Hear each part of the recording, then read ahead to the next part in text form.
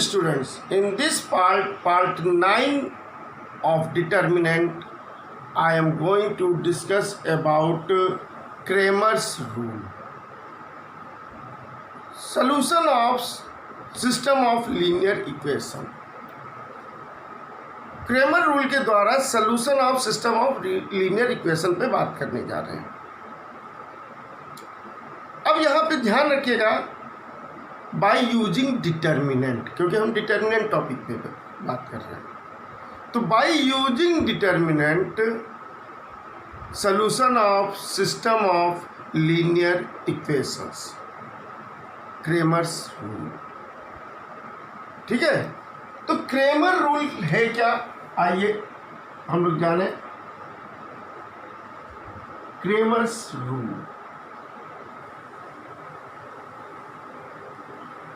अब आप variable x और y में दो लीनियर इक्वेशन ले लीजिए। आपने क्लास 10th में इसका सलूशन पढ़ा होगा। हम लोग कैसे करते थे, x अपॉन डिटर्मिनेंट में x की वैल्यू को छुपा देते थे, पहले y के मल्टीपल्स विद साइन, ठीक है, फिर कांस्टेंट लिखते थे, फिर y लेते थे, y को छुपा देते थे। डिटर्मिनेंट में पहले हम लोग कांस्टेंट को लिखते थे c1 c2, फिर हम x के multiples with sign a1 a2, फिर हम 1 लेते थे डिटर्मिनेंट। अब कांस्टेंट को हम लोग हाइड कर देते थे, x के मल्टीपल विद साइन, y के मल्टीपल विद साइन। इसे हम लोग डेल्टा 1 कह सकते हैं, इसे डेल्टा 2 कह सकते हैं और इसे डेल्टा कह सकते हैं। यानी हम लोग इसको कुछ इस तरह से भी डिनोट कर सकते हैं, x upon delta 1 equal y upon delta 2 equal 1 upon delta. अब x क्या हो जाएगा, यहाँ से x हो जाएगा डेल्टा 1 अपॉन डेल्टा। डेल्टा 1 की वैल्यू आप लोग सॉल्व करके यहाँ से निकाल सकते हैं, b1 c2 minus b2 c1। Delta 2 की वैल्यू यहाँ पे सॉल्व कर सकते हैं, c1 a2 minus c2 a1, और डेल्टा की value a1 b2 minus a2 b1। अब इससे x की वैल्यू क्या बनी, डेल्टा 1 आपका आया है b1 c2 minus b2 c1, और डेल्टा की वैल्यू आई है a1 b2 minus a2 b1, और y की क्या हो जाएगी, डेल्टा 2 अपॉन डेल्टा, इसको ले लीजिए। तो y equal delta 2 upon delta, delta 2 क्या है, c1 a2 minus c2 a1 upon a1 b2 minus a2 b1। ध्यान रखिएगा डेल्टा की वैल्यू 0 नहीं होगी। अगर डेल्टा की वैल्यू 0 हो जाती है तो जो ये सलूशन है ये एग्जिस्ट नहीं करेगा, यानी कोई भी सलूशन नहीं रहेगा। उस केस में लीनियर इक्वेशन का ये पेयर जो है वो इनकंसिस्टेंट हो जाएगा, और अगर ये दोनों डिफरेंट वैल्यूज दे रहा है तो यानी डिस्टिंक्ट वैल्यूज पे, ठीक है, डिस्टिंक्ट वैल्यूज पे ये क्या होगा, ये कंसिस्टेंट रहेगा।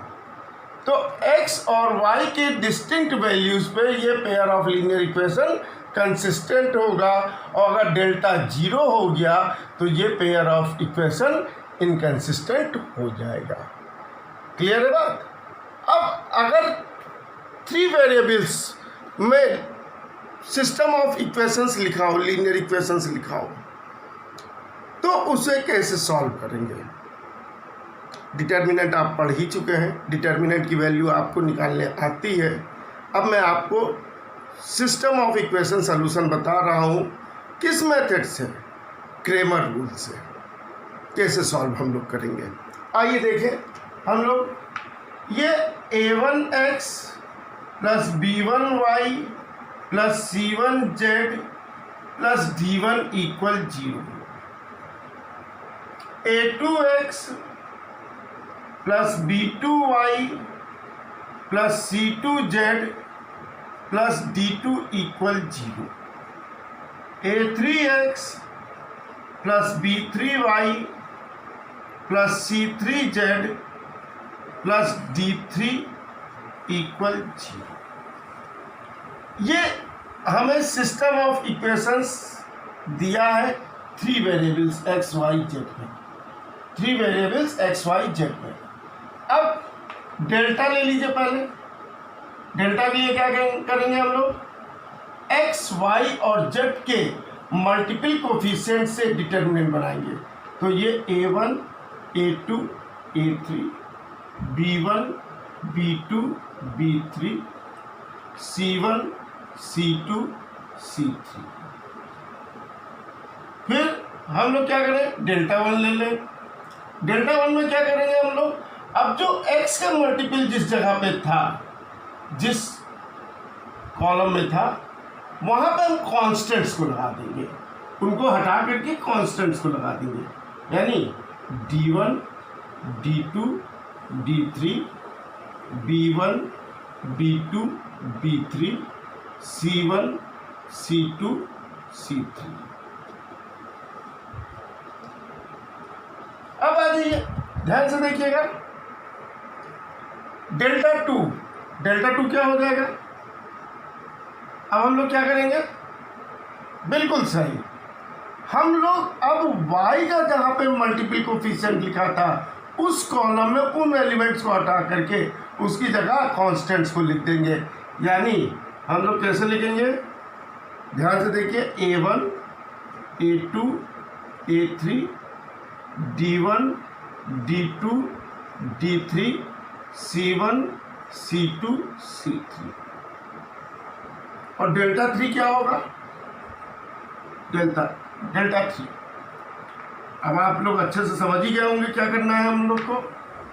एग्जैक्टली हम लोग c1 c2 c3 यानी z के जो मल्टीपल जहाँ पे लिखे थे मल्टीपल कोफिशिएंट्स, उस कॉलम के उन एलिमेंट्स को हटा करके उनकी जगह कांस्टेंट्स को लगा देंगे। यानी a1 a2 a3 b1 b2 b3 d1 d2 d3। Any problem? No. अब आइए जरा ध्यान से देखिएगा, यहाँ पे एक बात इंपॉर्टेंट ध्यान से देखिएगा, हम डेल्टा 1 को ले रहे हैं। डेल्टा 1 क्या है, this one d1 d2 d3 b1 b2 b3 c1 c2 c3। आप जो यहाँ पे इस इक्वेशन से d1 की वैल्यू निकालिए। d1 की वैल्यू क्या हो जाएगी, minus a1x plus b1y plus c1। d2 की वैल्यू क्या होगी, minus a2x plus b2y plus c2। d3 की वैल्यू क्या हो जाएगी, minus a3x plus b3y plus c3। ये हमने d1 d2 d3 की जगह लिख दिया। अब b1 b2 b3 को लिखिए, यानी कॉलम 2 को एज इट इज, कॉलम 3 को एज इट इज। और यहाँ पर अप्लाई कर दीजिए, अप्लाइंग, ध्यान से देखिएगा, c1 as c1 minus plus B, ठीक है ना, ये column 2 into Y c2y plus c3z या c3 को ही रख लीजिए। अब कॉलम 1 में हम ये ऑपरेट करने जा रहे हैं। ऑपरेट करने जा रहे हैं।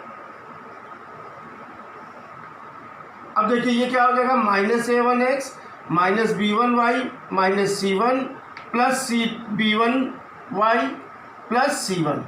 यहाँ पे ध्यान रखिएगा c1 c2 c3 कॉलम को रिप्रेजेंट कर रहे हैं, ये नहीं है, ये कॉलम्स रिप्रेजेंटेशन है। तो इसको एक तरह से हम ये जान लें कि -a1x minus b1y minus c1 और फिर प्लस b1y प्लस c1। ये c2 यानी कॉलम 2 का एलिमेंट y से मल्टीप्लाई करके और कॉलम 3 का एलिमेंट ऐड कर देंगे। तो आप देखिए ये कैंसिल हो गया, ये कैंसिल हो गया, क्या बचेगा -a1x, क्या बचेगा -a1x। इसी तरह से ये क्या होगा -a2x। अब इस माइनस को हम कॉमन निकाल लेंगे, -a3x, b1 b2 b3 c1 c2 c3। Clear है इतनी बात। नाउ डेल्टा1 क्या हो जाएगा, आप इसमें से -x कॉमन निकाल लीजिए, क्या बचेगा a1 a2 a3 b1 b2 b3 c1 c2 c3। और जो इस चीज को ध्यान से देखिए, ये आपका क्या है डेल्टा, तो डेल्टा1 इज -x इंटू डेल्टा, इससे x की वैल्यू क्या आ गई -डेल्टा1 अपॉन डेल्टा, -डेल्टा1 अपॉन डेल्टा, डेल्टा1 यानी दिस वन अपॉन डेल्टा यानी दिस वन। अब ये माइनस क्यों इधर आ रहा है, माइनस क्यों आ रहा है, उसका एक रीजन है, हमने राइट साइड को 0 ले लिया, जबकि यूजुअली जो लीनियर इक्वेशन 3 वेरिएबल को होता है वो इस तरह से लिखा जाता है a1x plus b1y plus c1z equal d1। अगर हम इस कांस्टेंट को राइट साइड ले जाते, राइट साइड में लिए रहते, तो उस केस में निगेटिव नहीं आता। अब यहाँ से y की वैल्यू क्या आ जाएगी, y की वैल्यू आएगी -डेल्टा2 अपॉन डेल्टा, एंड z की वैल्यू क्या आएगी -डेल्टा3 अपॉन डेल्टा। तो इस तरह से x, y और z की वैल्यूज हम लोग क्रेमर रूल यूज करके आराम से फाइंड आउट कर सकते हैं। क्रेमर रूल से x, y, z की वैल्यूज निकाल सकते हैं। यहाँ पे ध्यान दीजिएगा, डेल्टा की वैल्यू अगर 0 नहीं है तब, यानी डेल्टा नॉट इक्वल टू 0, उस केस में कंसिस्टेंट होगा, यूनिक सोल्यूशन आएगा, यानी x, y और z की यूनिक वैल्यूज आएंगी, एग्जिस्ट होंगी। अब अगर डेल्टा 0 हो जाएगा तो क्या होगा, केसेस पे डिस्कस करते हैं जिनमें कंसिस्टेंसी और इनकंसिस्टेंसी की बात की जाती है। आइए case 1,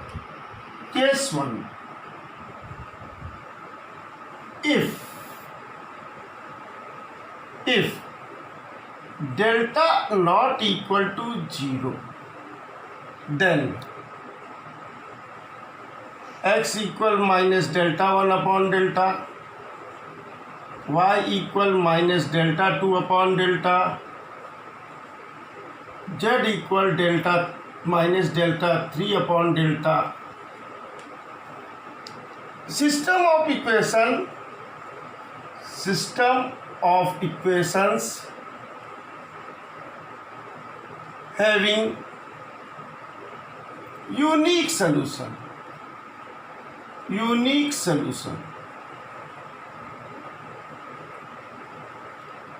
hence consistent।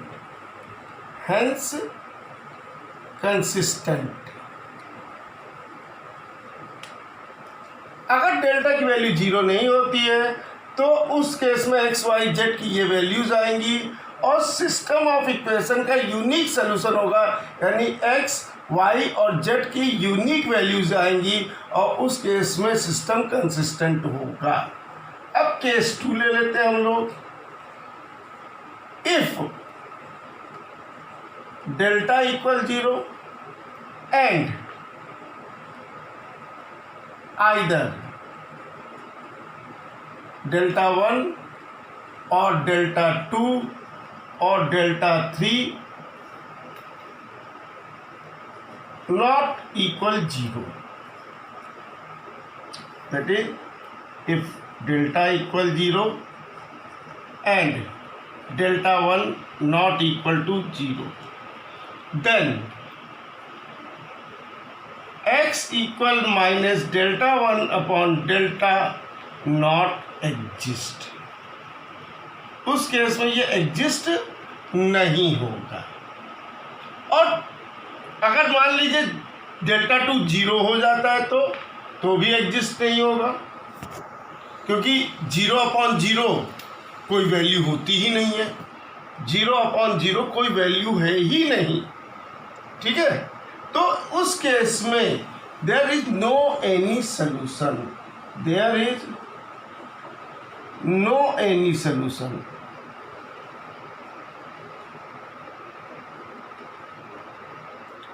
Hence, system is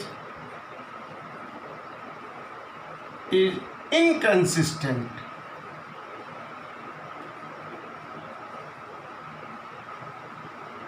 अब केस थर्ड ले लीजिए. If all delta 1, delta 2, delta 3, delta all are 0, सभी वैल्यूज 0 है. डेल्टा 1 भी 0 है, डेल्टा 2 भी 0 है, डेल्टा 3 भी 0 है, डेल्टा भी 0 है. देन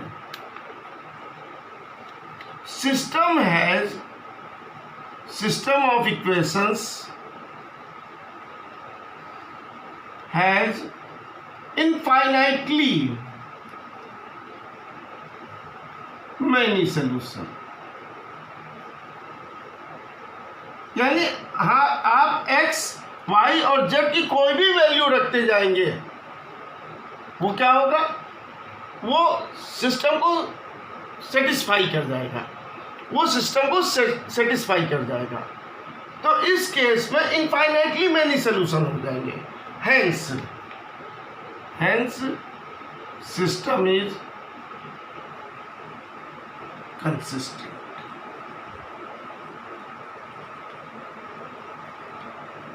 यहाँ पे मैंने तीनों केस में ये डिस्क्राइब कर दिया है कि किस केस में यूनिक सोल्यूशन होगा, किस केस में कोई सोल्यूशन नहीं होगा, और किस केस में इनफाइनाइटली मैनी सोल्यूशन होगा. यानी कहाँ पे जो सिस्टम है वो कंसिस्टेंट है और कहाँ पे इनकंसिस्टेंट है.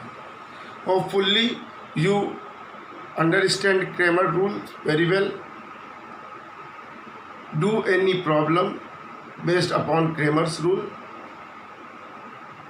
and try to learn this grammar rule. We will meet with more concept in next video. Till then, goodbye. Thank you.